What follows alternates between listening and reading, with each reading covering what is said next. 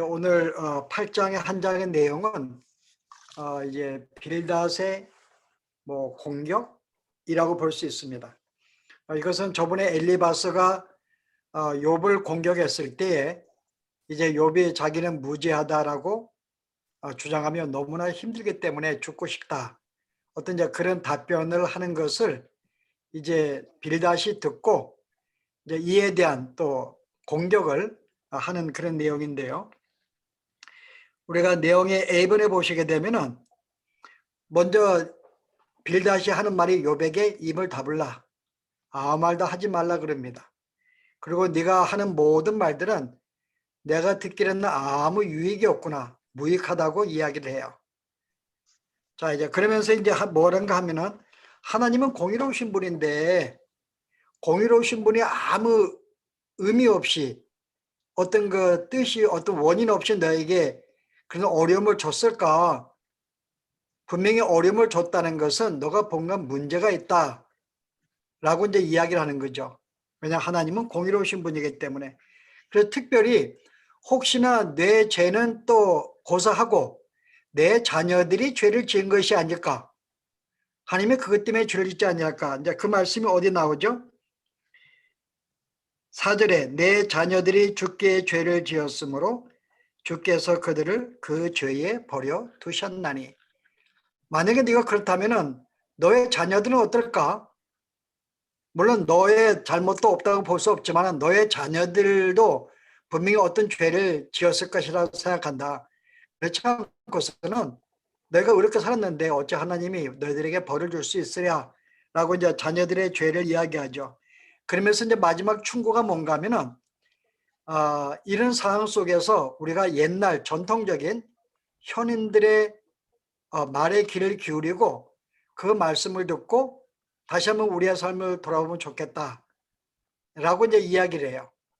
그래서 오늘의 이제 포인트는 분명히 너에게 문제가 있는데, 왜냐 하나님은 공의로우신 분이기 때문에 너에게 함부로 이렇게 어려움을 줄 수가 없다.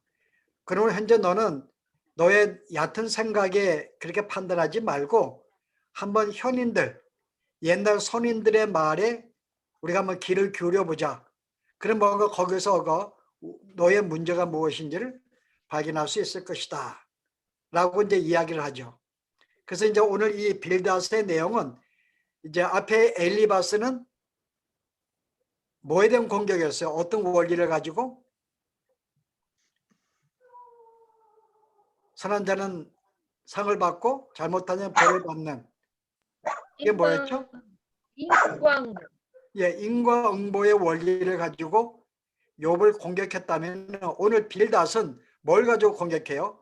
공의로우신 하나님, 하나님은 정의로우신 분이라는 주제를 가지고 그를 공격을 합니다. 그래서 여러분들이 이제 보시게 되면요, 우리가 이제 너가 짧은 인생 가운데서 네가 성급하게 이 모든 상황을 판단하지 말고 한번 오래 전통적인 우리가 이 견해 말을 듣자. 그러면서 이제 여기에 대한 서포트하는 추가적인 내용으로서 뭘 이야기하는가 하면요, 하나님은 정의로우신 분인데 하나님의 정의는 이 자연 법칙에서 우리가 볼 수가 있다. 그 자연 법칙이 뭐죠? 식물이 햇빛을 받고 자라는 가정처럼 오차 없이 작동하고 있다고 생각해요. 그 하나님의 정의는 이 땅에 행하는 모든 것들은 다 의롭고 정당하다는 거죠. 그럼 네가 어려움을 당한 것은 거기에 무엇인가 이유가 있다는 거죠. 자연이 이렇게 오차 없이 하나님의 뜻대로 움직이듯이, 그래서 너 또한 이런 자연의 법칙에서 벗어날 수 없다고 이야기해요. 그러면서 거기에 뭐를 예를 들어요? 이제 이 금방 시들어버리는 이 식물, 여러분이 11절과 12절 보실래요?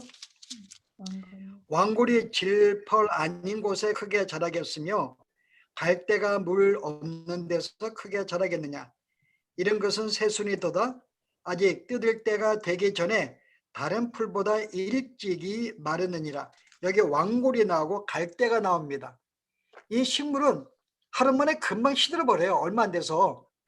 금방 시드는 것처럼 네가 인생이 얼마를 살았다고 마치 이 짧은 인생 산 거 가지고 네가 지금 이 상황을 네가 지금 뭐 잘했네 못했네 그렇게 따지는 것은 옳지 않다는 거죠.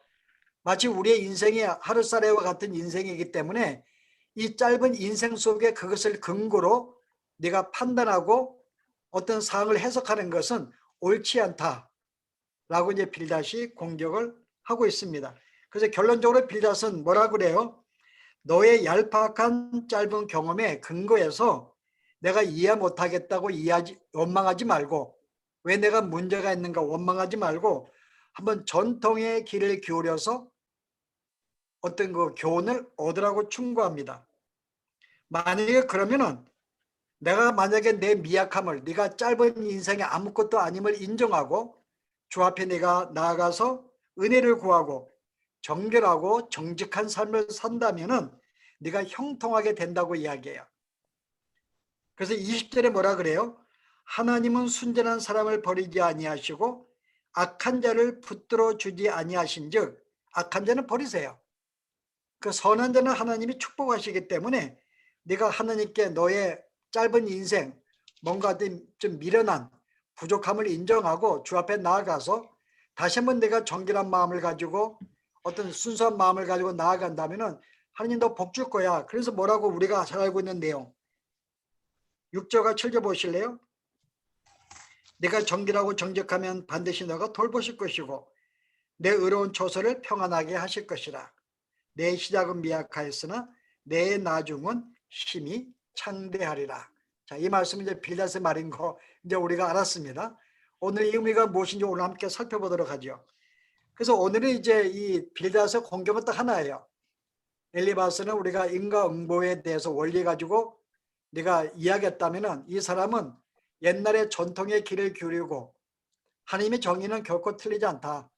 그러므로 네가 짧은 인생 가지고 지혜도 약한 지혜를 가지고 현대 상황 판단하지 말고 전통의 옛날의 선인들이 뭐라고 말하고 있는지, 그들의 말이 뭐예요? 선인들의 말은 똑같은 거예요. 전체 종합적인 내용은 하나님은 여전히 복을 준다는 거예요. 선한 자에게는. 잘못한 자에게는 벌을 준다는 것이고 의로운 자는 형통한다는 것이고, 이게 계속 공통적으로 선인들이 가르쳐왔던 것입니다. 그래서 이 사람이 빌닷은 공격하는 내용은 하나님의 정의, 뭐 어떤 그 하나님의 공의를 이야기했지만은 실제 기본 원리는 인과응보 같아요. 네가 만약에 정결하고 회개하고 주께 붙잡으면은 복을 준다. 그렇게 하면 복 받는다는 거죠. 그렇게 안 하면은 벌을 받는다는 거죠. 자, 이런 점에서 빌닷의 공격은 엘리바스와 큰 차이점이 없습니다. 근데 우리가 여기서 이제 어떤 문제가 있을까? 우리가 오늘 그거 살펴보기 원해요. 여기에 어떤 문제가 있을까? 빌닷에 대해서 제가 아마 한 5개 적었는가? 6개? 예. 일단은 우리가 문제점 한번 볼게요. 첫째요. 자, 이 똑같이 이 빌닷도 우리가 이렇게 인과응보의 또 동일한 원리입니다. 그래서 하나님의 정의를 이야기하면서 똑같은 정의를 이야기를 해요. 자, 그런데 문제는 뭘까요? 분명히 잘못하면 벌 받는 거 오케이, 둘 다 말은 맞아요. 근데 욥의 입장에서 볼 때는 나는 잘못이 없다는 거예요. 여기 문제가 있죠. 내가 만약에 잘못했으면 너의 말이 맞아. 근데 내가 아무리 생각해 나는 잘못이 없는데, 그래서 문제가 해결이 안 되는 거예요. 만약에 착한 자에게 상을 주고 못한 자에게 벌을 준다는 원리가 맞아. 근데 나는 그 원리를 받아들였는데 실제 나는 그런데 아무 잘못이 없네. 여기에 우리가 이제 이 문제가 풀리지 않는 거죠. 또 하나는요, 욥도 마찬가지야. 나도 인과응보의 원리를 살고 있는데 자기도 여전히 이 여기에 근거해서 볼 때 자기도 자기가 당한 문제를 지금 이해할 수 없다는 거예요. 자기도. 그래서 우리가 첫 번째 이 인과응보의 이 원리, 하나님의 정의를 가지고 접근한 이 사람에게 실제는 욥의 대답은 일단 그가 잘못이 없다는 거예요. 우리도 알고 있어요. 그거 잘못 없어요. 왜냐, 까닭 없이 쳤기 때문에. 사탄의 까닭 없이, 그가 네가 까닭 없이 섬기겠습니까? 그리고 하나님이 네가 나를, 내 마음을 격동해서 까닭 없이 치게 했다. 앞에서 하나님의 까닭 없이 쳤다 했기 때문에 욥의 입장에서는 아무 내가 볼 땐 잘못이 없다는 거죠. 그래서 이 원리가 실제는 이 욥의 입장에서는 받아들일 수 없는 거예요. 첫 번째 생각할 문제고요. 두 번째는요. 만약에 하나님의 정의를 가지고 이야기한다면은 하나님의 성품은 정의밖에 없을까? 다른 성품도 있다는 거죠. 예를 들어 하나님의 사랑. 자, 사랑은 뭐예요? 사랑은 그가 잘못하면 매를 때려요. 사랑의 한 모습입니다. 그러나 사랑은 때로는 잘못을 해도 눈 감아주고 용서해줘요. 이게 사랑이거든요. 그럼 마땅히 욥이 만약에 잘못에 벌 받는다면은 하나님의 사랑은 때로는 잘못한 자에게 용서하시고 눈 감아주시고 한번 참아주시는 게 있는데, 그러면 이 하나님의 이 사랑과 하나님의 공의는 일치하지 않다는 거죠. 내가 하나님의 정의만 가지고 이야기한다면은, 만약 이것이 하나님의 사랑과 배치가 된다면, 대치가 되면은 어떻게 될까? 때로는 용서도 하시고 못 본 채 하시는 분이신데, 그런 점에서 이것은 하나님의 정의만 가지고는 하나님의 어떤 이 다른 성품과 대치가 되기 때문에 이것도 우리가 좀 온전히 답을 얻을 수 없다는 것이고, 세 번째는요. 옛 성인의 지혜를 들었습니다. 옛 성인의 지혜를 따라가자. 그럼 이 옛 성인을 하나님의 정의와 일직선상에 놓을 수가 있을까? 물론 우리가 얻는 지혜는 하나님의 때문에 허락하셨어요. 그래서 어떤 선인들의 그 지혜가 하나님의 지혜는 될 수가 있어요. 근데 하나님의 지혜가 모든 인간들의 지혜의 틀 안에서 역사하지 않습니다. 그리고 하나님의 정의라는 것은 때로는 인간의 지혜의 틀에서 벗어나지요. 성인들의 지혜에서 벗어나서 다른 범위 벗어나서 또 역사하시기 때문에 이런 점에서 일직선상이 될 수가 없죠. 그러나 이 사람은 바로 이 성현들의 지혜를 하나님의 정의와 일직선상에 놓고 둘이 이야기했다는 거죠. 자, 그 다음에 문제는요. 빌닷이 욥에게 회복의 조건으로 제시한 것이 뭐예요? 네가 청결하고 정직하면은, 이게 요구하는 사항입니다. 그래서 물론 우리가 문제가 만날 때 하나님께 다시 나아가서 정결하고 우리가 어떤 이 정직하는 것은, 이것은 도덕적인 방법이죠. 이거 요구하는 것은 도덕적인 방법을 요구하는 거예요. 너 잘못했어? 나하고 회개해. 그죠?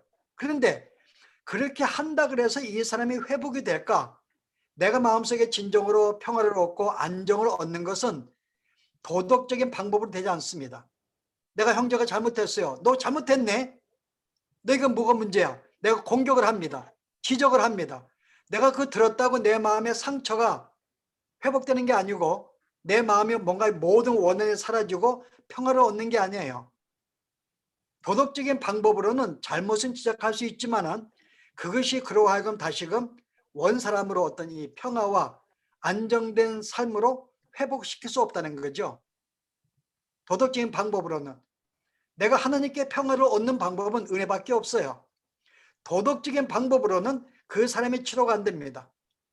여기서 욥의 치료도 도덕적인 방법으로는 계속 논쟁과 갈등만 생기는 거고 죄책감만 주는 거죠. 근데 그가 위로 얻고 회복 얻는 것은 은혜밖에 없다는 것. 이런 점에서 어떤 이 도덕적인 어떤 이 권선징악이나 이런 뭐 하나님의 정의에 대해서 좀 이런 문제가 있고요. 그 다음에 다섯 번째 볼까요? 욥의 이 고통을 자식들의 범죄와 결부시켜서 이야기했습니다. 근데 이것은 우리가 뭘 부정하는 거예요? 욥이 얼마나 하느님 앞에 의로운 삶을 살려고 예를 썼는가요? 자녀들이 생일을 맞아서 잔치를 하면은 혹시나 그들이 범죄하지 아니했을까? 한 명 한 명을 불러다가 그들을 위해서 번제를 드리는 욥입니다. 그러면 여기서 내가 잘못했네, 이것은 그동안의 이 욥의 모든 어떤 행한 이 의로운 행위를 다 부인하는 것이죠. 욥은 그렇게 안 살았어요. 진짜 조금이라도 자녀가 죄를 지을까 봐 그들을 위해서 행사할 때마다 번제를 드렸던 이 욥의 삶을 볼 때에는 단순히 네 아들 잘못했는가 봐.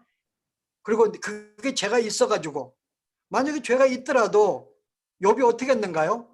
위에서 그들 위해서 번제를 드리고 그들의 죄를 하나님께 용서를 구했어요. 이미 계속 그렇게 해왔거든요.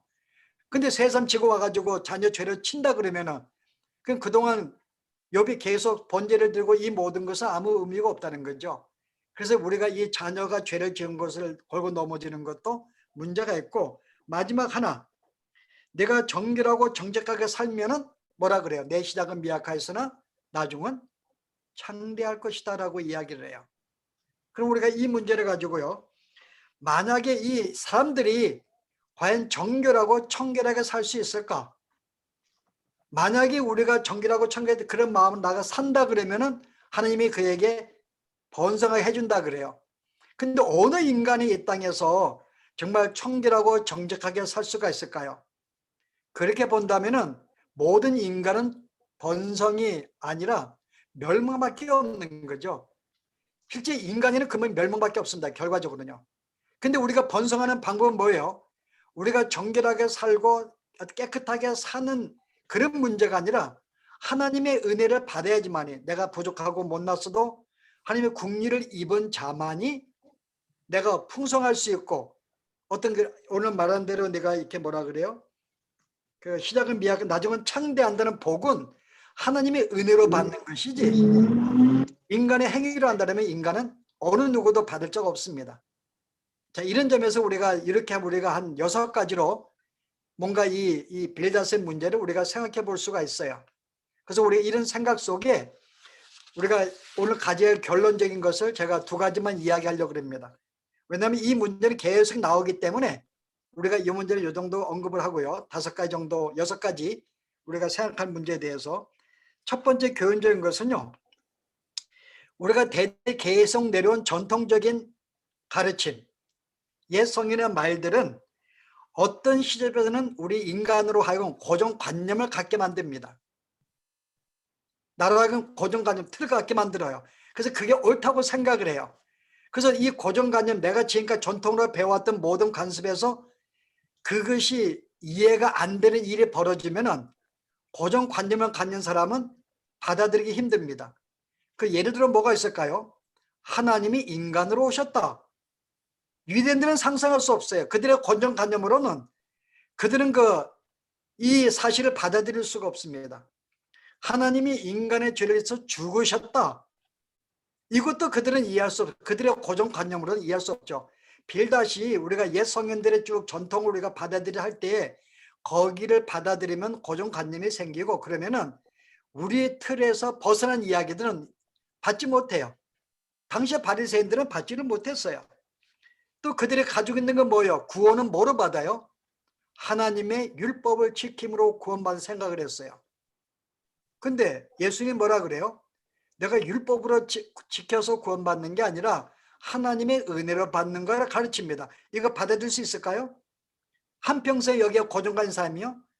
그 실제는 옛 성현들의 말은 우리에게 도움이 되고 지혜는 주지만은 거기가 우리의 부정적인 면에서는 거기에 틀을 갖고 거기에 우리의 삶이 오는 이 고정 개념을 갖게 되면은 우리가 새로운 사실들을 받아들이지 못하는 그런 위험성을 갖게 됩니다.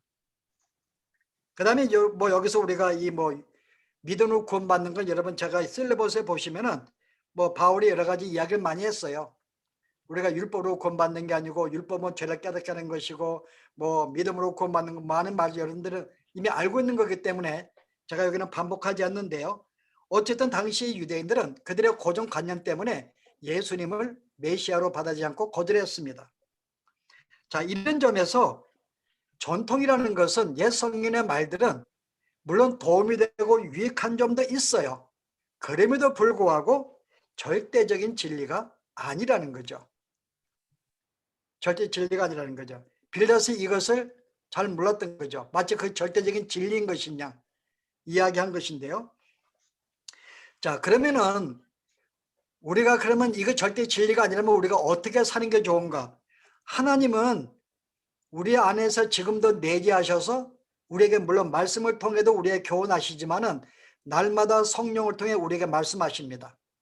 옛날에도 말씀하셨고 지금도 말씀하고 있어요. 지금도 우리 안에서 내가 성경에 없다 할지라도 종종 항상 우리 마음속에서 주의 말씀을 알게 하시고 바른 길을 걷게 하시는 주의 성령의 역사가 있습니다.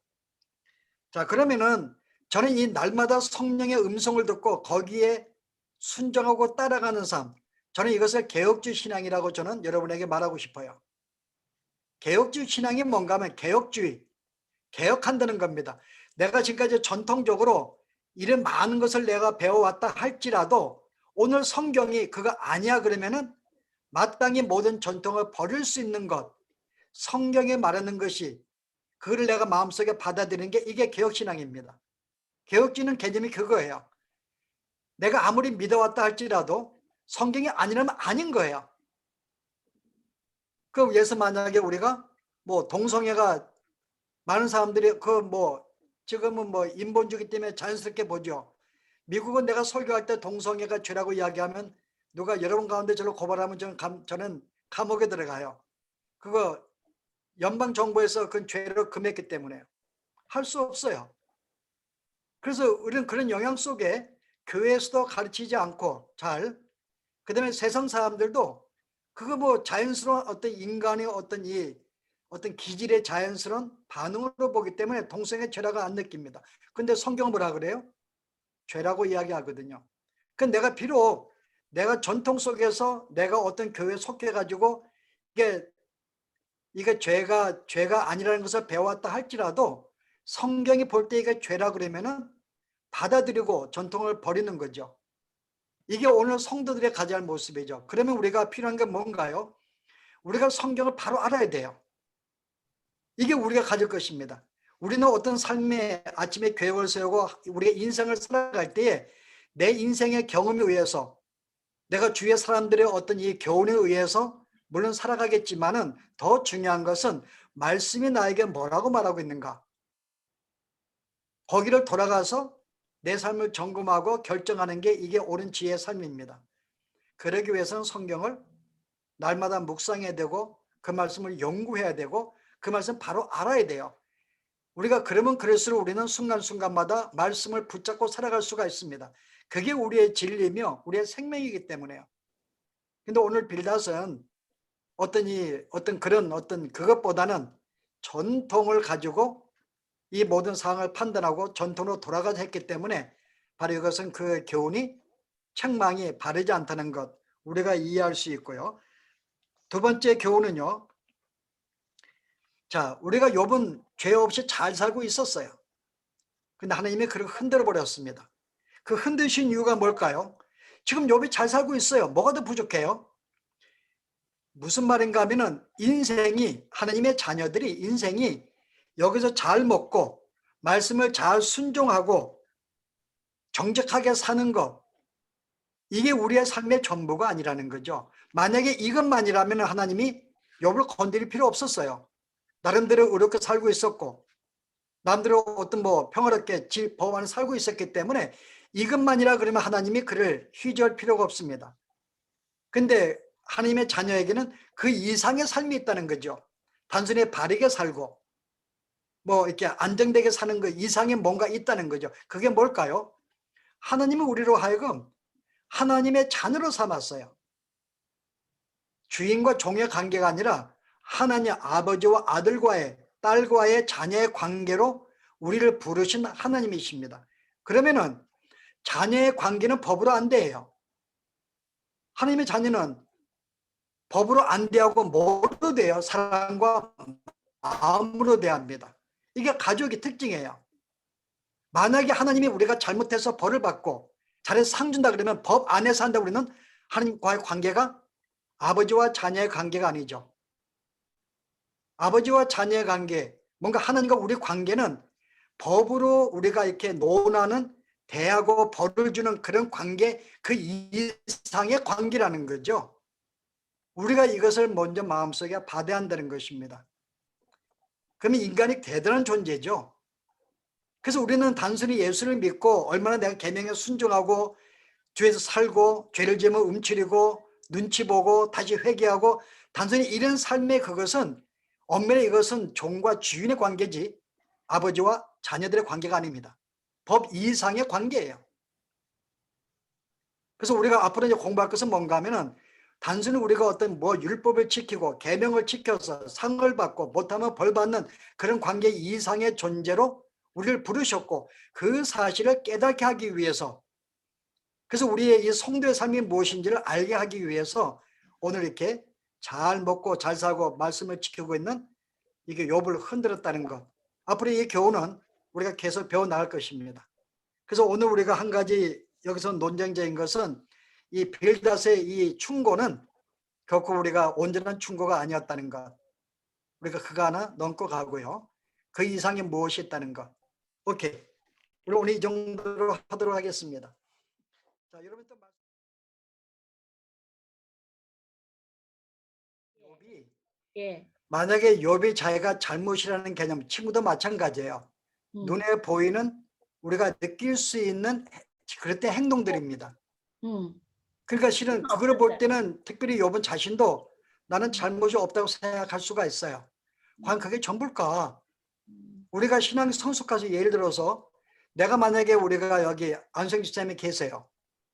제가 별로 무관심해요. 뭐 주일날 말씀을 나누고 그다음 별로 무관심합니다. 내가 해야 되는 거 아무것도 한 거 없어요. 내가 뭐 일주일간 별로 신경을 좀 덜 쓰고 별로 관심을 갖지 않고 뭐 때는 조금 나가면 위해서 기도하지도 않고 별로 마음이 없었어요. 그냥 한 번 보면 반갑다 그러고 내가 외적으로 볼 때는 잘못한 게 아무것도 없죠. 해를 준 것도 없고 거짓말한 것도 없고. 근데 하느님은 뭐가 죄예요? 무관심. 내가 우리 인간이 쌓은 인식 밖의 생각이죠. 내가 무관심한 것도 형제는 죄가 될 수 있어요. 그리고 하나님에 대해서 과연 우리가 순간순간마다 우리가 하나님과 교제하는가? 엄밀하면 우리는 특별히 죄를 안 졌어도 거의 하나님 잊고 살 수 있어요. 하루 동안. 근데 자연스럽게 내 삶에 내 지혜에 의지해 살 수 있습니다. 하나님 거의 잊어버렸어요. 과연 그게 죄가 아닐까? 그 실은 인간은 이 당시의 욥이나 이 모든 사람들은 자기들이 배워왔던 그 어떤 틀 안에서의 장단점을 우리가 보았기 때문에 그것은 인간의 수준의 잘못의 문제죠. 그 이상 가면 너무나 많죠. 하느님 앞에서는. 저는 그런 점에서는 나중에 그가 잘못이 무엇인가는 나중에 나옵니다. 그래서 나중에 그 42장에 욥이 회개하잖아요. 왜 회개해요? 잘못이 자기 없는데. 뭔가 깨달았겠죠. 그래서 실제 그것을 하나님의 수준에 볼 때는 어느 인간도 의로운 자가 없습니다. 나는 내 스스로가 도덕적인 법 안에서만 의롭다고 생각하죠. 그러나 우리 인생은 도덕적인 범위 내에서 벗어나는 삶을 주님이 요구하고 있어요. 네, 말이에요. 조금 추가로 이야기하면은 실제 하나님이 계명을 준 우리가 신약이 뭐래요? 계명의 완성은 사랑이라고 그랬거든요. 원래 구약에서부터 이 계명의 원리는 가르쳐 왔다고 저는 믿어요. 모세라든지. 근데 그들이 그 계명의 근본, 정신, 원리를 알지 못했죠. 그런 점에서는 그 당시 유대인들은 아무도 죄 있다고 생각 안 했어요. 다 의롭다고 생각을 했죠. 바울의 고백 보세요. 내가 바리새인에게 바린이고 나는 의인 중 자기 의인이라고 고백할 정도로 10계명만 지키면 자기들이 죄가 없다고 생각한 거죠. 근데 거기서는 예수님이 다시 그들에게 정정을 시켜줘요. 그 모든 율법의 근본은 하나님 사랑과 이웃 사랑을 하려고 준 거야. 내가 그것을 알지 못하고 지금까지 살아온 거니까는 이거는 그들이 그 정신을 못 배운 게 아니라 가르침을 줬지만은 그들은 그거를 순간 받아들였지만은 후손들이 잊어버렸거나 그들이 그 말씀을 온전히 이해하지 못했거나. 예, 저는 그래서 신약에는 우리는 성령이 계셔서 분명히 깨달음도 주었지만은 구약의 사람들도 같은 원리 속에 받았으나 그들은 그걸 잘 이해하지 못하고 껍데기만 문자로만 그들이 계명을 받았다는 것. 그렇게 한번 여러분이 보시면 좋을 것 같아요. 그래서 우리는 성령이 계시니까 지금 우리는 원리도 본질도 알고 있죠. 뭘 말하고 있는지. 예. 은혜로 오신 주님, 오늘도 참으로 빌닷을 통해 우리 한 말 가운데에서 참 우리가 단순히 주 앞에 순종하며 불순종하는 상 받고 벌을 받는 그런 관계의 존재가 아니라 하나님의 자녀로 만세전에 예정되어 이 땅에 하나님의 선물 가운데 태어난 저희들, 우리가 얼마나 귀한 존재인지 다시금 알게 하시고, 단순히 내가 주님과의 관계 속에서 내가 잘하고 못하고로 주 앞에 당당하게 서거나 부끄러운 것이 아니라 하나님의 자녀로 주 앞에 설 수 있는, 그렇게 살아갈 수 있는 저희들의 삶이 되도록 하나님의 축복하여 주시옵소서. 예수 이름으로 기도합나이다. 아멘. 네.